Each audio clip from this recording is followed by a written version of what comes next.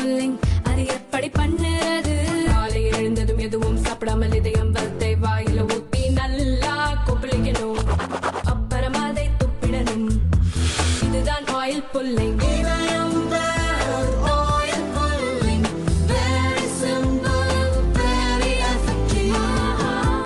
Ukraine Russia போர் தொடர்பாக ஐக்கிய நாடுகள் பொது சபையில் முக்கிய தீர்மானம் ஒன்று ஓட்டெடுப்புக்கு வந்தது. ரஷ்யாவை கண்டிக்கும் வகையில் அந்த தீர்மானத்தை உக்ரைன் கொண்டு வந்தது. உக்ரைனுக்கு எதிராக முழு நீள போரில் 3 ஆண்டுகளாக ரஷ்யா ஈடுபட்டுள்ளது. ரஷ்யாவின் ஆக்கிரமிப்பை உடனடியாக தடுத்து நிறுத்த வேண்டும், உக்ரைன் இறையாண்மையை உறுதி செய்து அமைதியை கொண்டு வர வேண்டும் என்று தீர்மானம் முன்மொழிந்தது. தீர்மானத்துக்கு ஆதரவாக 93 நாடுகள் ஓட்டு போட்டன. எதிராக 18 நாடுகள் ஓட்டு போட்டன. அதே நேரம் 65 நாடுகள் ஓட்டெடுப்பில் பங்கேற்கவில்லை.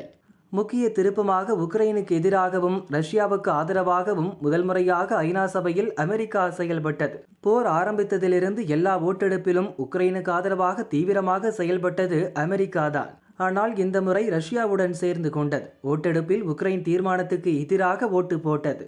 அமெரிக்கா, ரஷ்யா, உக்ரைன், இஸ்ரேல், வடகொரியா உட்பட மொத்தம் 18 நாடுகள் உக்ரைன் தீர்மானத்துக்கு எதிராக ஓட்டு போட்டன. இந்தியா, சீனா, ஈரான், ஐக்கிய அரபு நாடுகள், அர்ஜென்டினா உட்பட 65 நாடுகள் ஓட்டு போடாமல் நடுநிலை வகித்தன. தீர்மானத்துக்கு ஆதரவாக மெஜாரிட்டி ஓட்டு விழுந்ததால் தீர்மானம் வெற்றி பெற்றதாக அறிவிக்கப்பட்டது. ஐரோப்பிய நாடுகளின் ஆதரவால் தான் இந்த தீர்மானம் வெற்றி பெற்றது. அமெரிக்க அதிபராக பைடன் இறந்தவரை அமெரிக்காவும் ஐரோப்பிய நாடுகளும் சேர்ந்து உக்ரைனுக்கு ஆதரவாக செயல்பட்டன. ட்ரம்ப் வந்த பிறகு அமெரிக்காவின் கொள்கை மாறியது. கிட்டத்தட்ட ரஷ்யாவுக்கு ஆதரவான நிலைப்பாட்டை ட்ரம்ப் எடுத்து வருகிறார். உக்ரைனுக்கு எதிராக ஐநாவில் ஓட்டு போட்டதும் இதன் தொடர்ச்சிதான். இப்போது உக்ரைன் கொண்டு வந்ததை போன்ற ஒரு தீர்மானம் இதற்கு முன்பும் கொண்டு வரப்பட்டது. அப்போது அமெரிக்கா உக்ரைனுக்கு ஆதரவாக ஓட்டு போட்டது. அந்த நேரம் மொத்தம் 140க்கும் அதிகமான நாடுகள் ரஷ்யாவுக்கு எதிராக ஓட்டு போட்டன. ஆனால் இப்போது அந்த எண்ணிக்கை 93ஆக குறைந்துவிட்டது என்பது குறிப்பிடத்தக்கது.